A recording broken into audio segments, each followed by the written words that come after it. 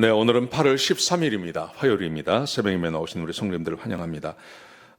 먼저 공동기도 제목으로 기도하시겠습니다. 배옥준 집사의 뇌졸중을 치료해 주십시오. 언어가 회복되고 오른쪽 팔다리에 힘이 생겨나도록 해주십시오. 과간나 집사를 치료해 주십시오. 권하다 집사가 다시 걷도록 해주십시오. 이승학 성도의 뇌종양 치료가 잘 되게 해 주십시오. 권현민 형제를 치료해 주십시오. 김에브라임 형제가 신장이식을 속히 받도록 해주십시오.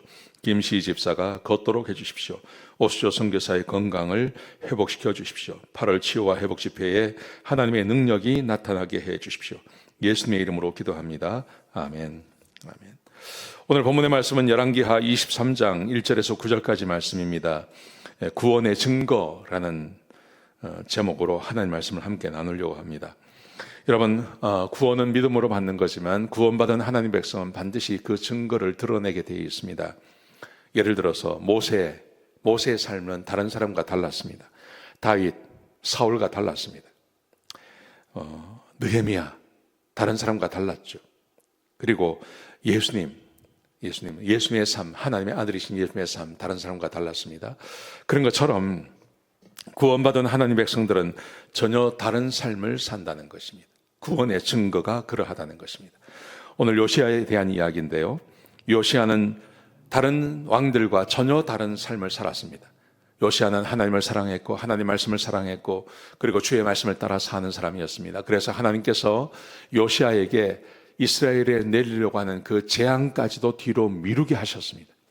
여러분, 이런 사람은 어떤 삶을 살까요? 오늘 본문에 보시면 두 가지를 합니다. 두 가지. 첫 번째는 율법을 읽고 율법과 언약을 맺는 삶을 삽니다. 자, 1절, 2절, 3절까지 말씀해 보시면 백성들을 다 모읍니다. 그리고 모든 백성과 함께 성전으로 이 요시야 왕이 올라갔습니다. 성전에 올라가서 그리고 본인이 스스로 백성들에게 율법을 읽어줍니다. 그리고 율법을 설명을 해줍니다. 그러면서 3절에 보시면 이렇게 되어 있습니다. 왕이 단 위에 서서 율법을 다 읽어준 다음에 그리고 하나님과 언약을 맺자고 말을 합니다. 하나님과 언약을 맺자. 그러자 백성들이 그 언약을 맺겠다고 이야기하고 언약대로 살겠다고 백성들이 이야기를 합니다. 첫 번째 구원받은 사람, 하나님과의 말씀대로 살기를 다짐하는 것입니다. 당연한 것이죠. 성령이 우리 가운데 거하시니까 하나님의 말씀을 사랑하게 될 것이고 하나님 말씀대로 살게 되는 거 아니겠습니까? 당연한 거 아니겠습니까? 자, 그렇게 한 다음에 두 번째 일을 합니다. 우상을 제거합니다. 예루살렘과 유다 땅 안에 있는 모든 우상을 다 제거해버립니다. 그 말씀이 4절부터 9절까지 기록되어져 있습니다. 이렇게 되어 있습니다.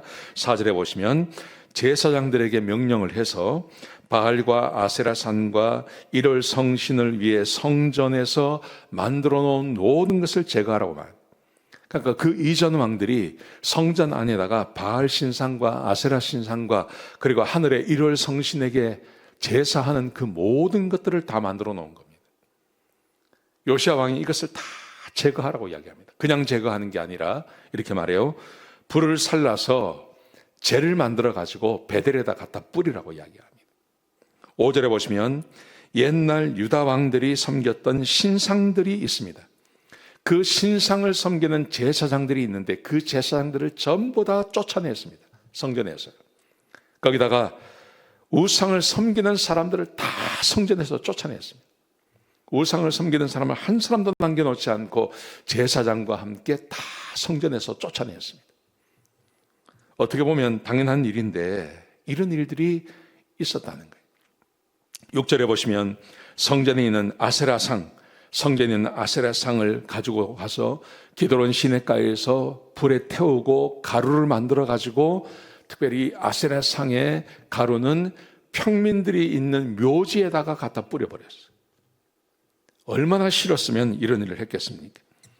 거기다가 7절에 보시면 성전 안에 있는 남창의 집을 헐어버렸어요. 아세라상을 섬기는 자들이 있는데 그 아세라상을 섬기는 것은 바알과 아세라 아닙니까? 바알은 남자고 아세라는 여자거든요. 여자신이거든요. 남창도 있고 여자 창녀도 있는 거예요. 근데 특별히 성전 안에 남창들을 위한 집이 있었는데 그 집을 다 헐어버리고 남창들을 다 쫓아낸 겁니다. 기가 막힌 일이 벌어진 거죠. 8절에 보시면 유다 각 성읍에 있는 모든 성읍에 있는 산당들을 다 제거해 버립니다. 하나님께서 요시아를 기뻐하셔서 요시아에게 내가 살아있는 동안, 네가 살아있는 동안은 고난을 주지 않겠다고 약속하셨습니다. 그래서 이 요시아가 하나님 앞에서 이 일을 행하는 거죠. 여러분, 이것이 구원의 증거라는 것입니다. 하나님의 말씀을 사랑합니다. 하나님 말씀대로 살겠다고 이야기합니다. 그리고 자기가 하나님을 알기 전에 자기가 섬겼던 그 모든 신들을 다 제거해버리고 오직 하나님만 섬기겠다고 다짐하는 것이죠. 여러분, 이것이 구원의 증거인 것입니다. 구원받은 하나님 백성은 다르게 삽니다. 구원받은 하나님 백성은 하나님의 자녀가 되었기 때문에 전혀 다른 인생을 사는 것입니다. 사탄의 자녀와 다른 인생을 사는 것입니다. 이게 당연한 것입니다. 그래서 하나님께서 므낫세와 다르게요. 므낫세가 했던 것과 전혀 다른 반대의 삶을 사는 것입니다. 이게 구원의 증거인 것입니다. 여러분, 그러므로 우리는 구원받은 하나님 백성이라면 하나님 말씀을 사랑해야 될 줄로 믿습니다.